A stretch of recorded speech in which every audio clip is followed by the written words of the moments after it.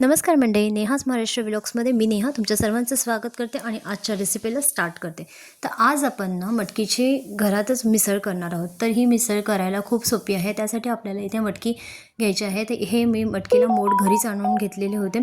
तर मटकी आपल्याला अशा प्रकारे स्वच्छ धुवून घ्यायची आहे 2-3 वेळा आणि त्यानंतर आता आपल्याला कुकरला शिट्ट्यांवर शिजवून घ्यायची आहे. तर इथे मी काय केलेलं आहे, भात खाली लावलेला आहे कुकरमध्ये, भातावर झाकण ठेवलं आणि त्यानंतर आता ही मटकी इथे आपण वाफवून घेणार आहोत कुकरवर 2 शिट्ट्यांमध्ये. आता इथे फोडणीची तयारी करायची. कढई घ्यायची मोठी, त्यामध्ये तेल टाकायचं. त्यानंतर जिरं, मोहरी, कांदा, कढीपत्ता आणि सोबतच ना 2 हिरव्या मिरच्या मी इथे टाकलेल्या आहेत तोडून.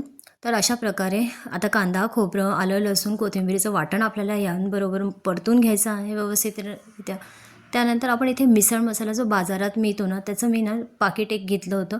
त्याचा 2 चमचे मिसळ मसाला, 1 चमचा लाल तिखट, 1 चमचा धने पावडर आणि चवीपुरतं मीठ घालून हे मसाले आपल्याला थोडंसं पाणी ॲड करून चांगलं परतून घ्यायचं आहे 8 ते 10 मिनिटं.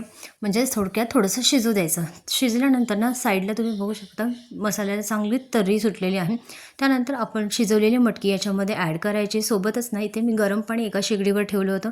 तर गरम पाणी आपल्याला इथे ओतायचं आहे. चवीपुरतं मीठ ओतायचं आहे, कारण आपण मसाल्यांमध्ये आणि कांद्यावर मगाशी मीठ टाकलं होतं.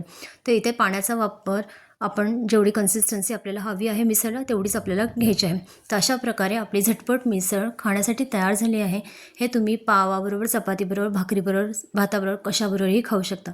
तर ही सोपी रेसिपी आजची कशी वाटली ते नक्की सांगा. आवडली असेल तर लाईक करा, शेअर करा, सबस्क्राईब